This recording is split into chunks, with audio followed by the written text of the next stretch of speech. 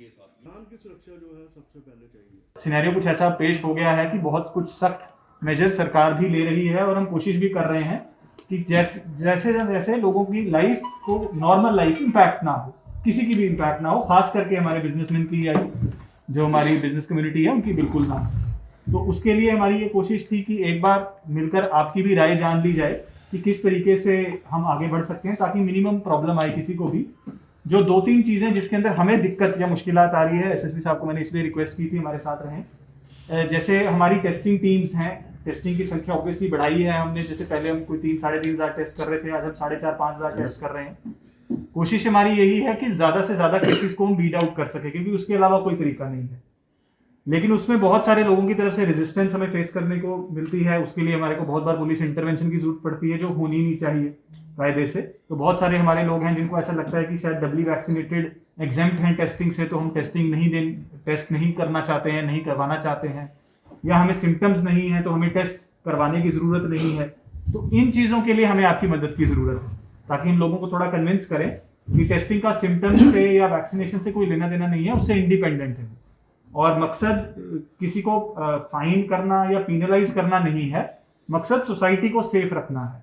तो ये एक हमारा लार्जर ऑब्जेक्टिव है जिसमें हमें थोड़े इश्यूज आ रहे हैं। Second major issues is gatherings. Gathering पे सीलिंग पहले भी 25 ही थी, लेकिन हम काफी लिबरली इन चीजों को इंटरप्रेट कर रहे थे जब तक कि थर्ड वेव के जो सीरियस थ्रेट या सीरियस कंसर्न हमारे सामने नहीं आए थे, जो पिछले हाल ही में 4-5 दिन में आए हैं। और पॉजिटिविटी रेट अगर मैं कल की भी बात करूं तो 7% के आसपास हम चल रहे हैं।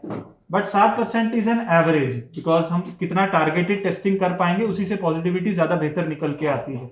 पहले शायद 1.5-2% थी, शायद कुछ जिलों में अभी भी उतनी ही चल रही हो, लेकिन जितनी आपकी टारगेटिंग इंप्रूव होती जाती है, जितना प्रिसाइज टारगेटिंग करते हैं, उतनी ज्यादा पॉजिटिविटी उभर के आती है।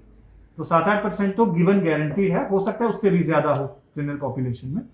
तो इसलिए हमें और ज्यादा ख्याल इसी चीज की रखने की जरूरत है कि गैदरिंग्स के ऊपर हम खास ख्याल रखें। तो मेरी वो भी रिक्वेस्ट रहेगी कि आप भी अपने स्टेक होल्डर्स को भी और आपके जो रिस्पेक्टिव एसोसिएशंस हैं उसके अंदर भी सभी लोगों को इस चीज के लिए हमारी तरफ से भी एक मैसेज, पहले आप बहुत पॉजिटिव रोल, इनफैक्ट आपकी तरफ से बहुत पॉजिटिव फीडबैक हमें आता रहा है जो सरकार हमें बाद में बताती है। बहुत सारी ऐसी चीजें आप एक्सपीरियंस से बता देते हैं। तो वैसा ही मैं उम्मीद करूंगा कि आगे भी, चाहे वो टेस्टिंग को लेकर हो, चाहे वो गैदरिंग्स को लेकर हो, आपकी तरफ से वैसा ही रोल रहेगा। नाइट कर्फ्यू इंप्लीमेंटेशन, उसके अंदर भी हमारी फोर्सेस का पहले भी काफी वो रहा है कि अनाउंसमेंट्स भी इनकी तरफ से कंटिन्यूसली होती रहती हैं, ताकि किसी के ऊपर भी वही चीज जो मैंने पहले भी कही, फोर्सिबल उस तरीके की इंटरवेंशन ना लगे, वॉलंटरी आए। और मैं आप लोगों का भी शुक्रिया करना चाहूंगा कि अगर हमारा टाइम 9 बजे होता है तो 8:30 बजे ही हमें मालूम चलने लग जाता है कि वाइंड अप होना शुरू हो गया है, बिना किसी के कहे।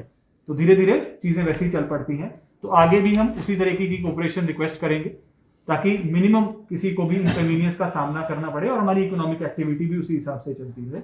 तो ये कुछ 3-4 मोटी मोटी चीजें थी जिसके ऊपर मैं बात करना चाह रहा था। बाकी स्टेट एग्जीक्यूटिव कमेटी की एडवाइजरी जैसे ही आती है आप सब लोगों के साथ शेयर हो जाती है। आजकल आप लोग, हम सब लोग सोशल मीडिया पे, प्रिंट इलेक्ट्रॉनिक मीडिया फॉलो करते हैं, तो आई डोंट थिंक कोई ऐसी डायरेक्शन है जो आप तक कन्वे होने में वक्त लगता हो, इंस्टेंटेनियसली सभी के पास पहुंच जाती है।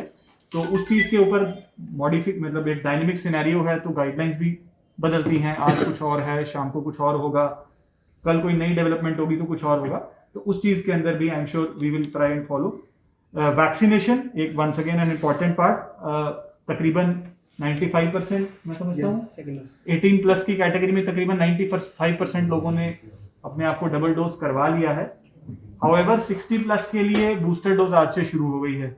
तो ऑनरेबल एलजी साहब ने खुद ही इनॉग्रेट किया और उन्होंने खुद अपना शॉट लिया, बूस्टर डोज या प्रिकॉशन डोज जिसको हम कह रहे हैं।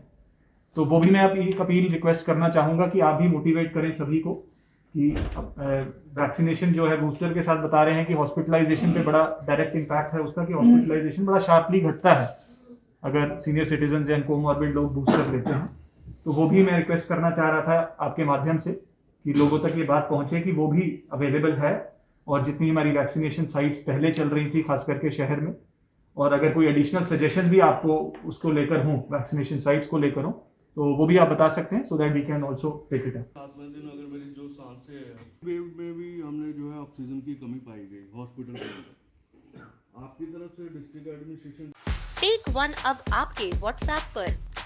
व्हाट्सएप करिए हाय 9728253663 3 पर।